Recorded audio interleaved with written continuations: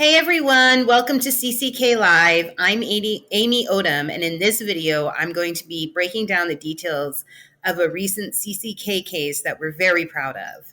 And in this case, we had a veteran who served in the U.S. Marine Corps from 68 to 70 as a field artillery cannoneer, including in Vietnam. And so in 1982, so about 12 years after service, he filed a claim form, VA's claim form, requesting benefits for both his already service-connected hearing loss and for his not yet service-connected eye disease.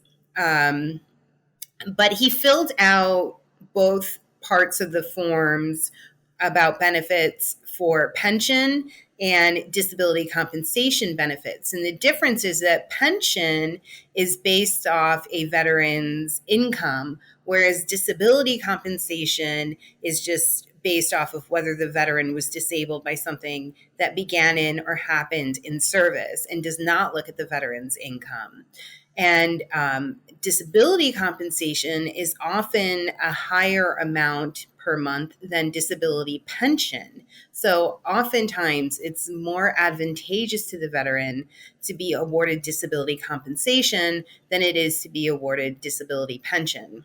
So in this case, the veteran filled out the claim form and filled out both parts of the form asking about both pension and compensation.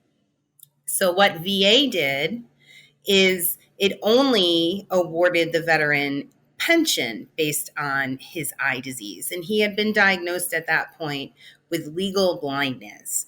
And legal blindness at the time was rated by VA at 100% disabling. But instead of granting the veteran disability compensation for the bilateral for the legal blindness, which would have gotten him a pretty hefty monthly check, they granted only pension, which did get him a monthly check, but it was less than what he would get for compensation. The VA didn't make any decision at all in the 1980s about entitlement to VA compensation. So decades later, in I think the 2010s or in the 2000s, the veteran applied for benefits again for the blindness. And this time he specified that he wanted disability compensation for the blindness. VA finally granted service connection for the blindness, gave him 100% rating plus special monthly compensation, but only would pay him from 2008. Not from 1982 when he first submitted that VA claim form listing the vision disability as a disability for which he sought benefits. The veteran appealed the regional office's decision to award him effective only 1982. The case went to the board, and the board upheld the regional office's decision that it's only effective 1982. The board came to that conclusion because it determined that the 1982 application, the VA application form, where the veteran listed the vision disability as a condition for which he sought benefits and filled out the portions of the application form for both pension and disability compensation, the board found that that was only a claim for pension as it related to the vision disability. And it was only a claim for disability compensation as it related to the already service-connected hearing loss. And now remember, it would have been more beneficial to the veteran to be awarded service-connected disability compensation for the blindness than it was for him to get pension. So in order to avoid having to pay the veteran disability compensation from 1982 to 2008, the board ruled that the claim form was not actually a claim for compensation for vision, only for pension for vision. So CCK took that case, that board decision, up to the Veterans Court. The United States Court of Appeals for Veterans Court is the only court in the nation that has the power to review board decisions on disability or any type of VA benefit. So CCK took that case up to the Veterans Court, We had to file formal briefs arguing why VA was wrong to say that the 1982 application form was not a claim for disability compensation for the vision disability. And VA's attorneys fought us on that and filed their own formal brief defending the board's conclusion that that 1982 application did not cover disability compensation for the blindness. But after we filed those briefs and the case got in front of a judge, the judge agreed with us that the board wrongly denied entitlement to an earlier effective date for the award of the benefits. Importantly, the court held that the record, so the claims file, contains no evidence that the appellant was seeking compensation for hearing loss and pension for his vision disability. And remember, that was the board's explanation for why it found that that 1982 application didn't cover disability compensation for the vision disability. It concluded it only covered disability compensation for the already service-connected hearing loss, and that he only wanted pension for the blindness, even though the disability compensation would have been a better award for him.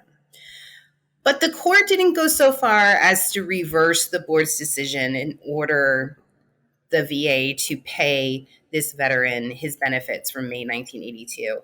Instead, the judge determined that the board had to look at the evidence again, apply the law correctly, and come up with a new decision.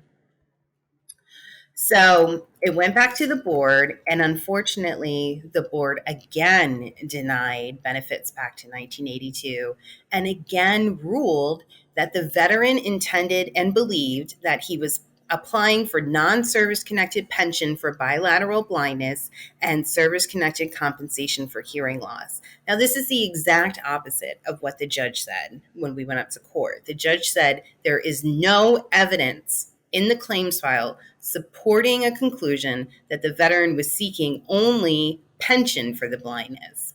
So obviously, we felt that this was a bad board decision again, and so we assisted the veteran in taking that board decision back up to court. This time, before we even had to file a single formal brief, VA's attorneys agreed with us that the 1982 application was in fact a claim for disability compensation for the blindness. They agreed to give him the effective date of 1982 for the award of service connection for the blindness, and we believe this means that he will be entitled to retroactive benefits of over 25 years for his bilateral blindness. So that is a really, really satisfying outcome for us. We worked really hard on this case and we really wanted to see this outcome, and we hope that it is a very satisfying outcome for the veteran as well. So how does this quick case reflect on the board? You know, it in this particular instance, it did seem that the board did the exact opposite of what the court said in the first appeal. And so I think the main takeaway here is that it's really important to have an experienced advocate who can look at your board decision if you get a bad decision from the board and can appeal it to the court, because it was clear the second go around that the board was not going to grant this benefit, and we really did need the court's intervention, including the attorneys at the VA who took another closer look at this case. It was clear that some intervention was required in order to get this veteran the benefits that VA now agrees they wrongly withheld for 26 years.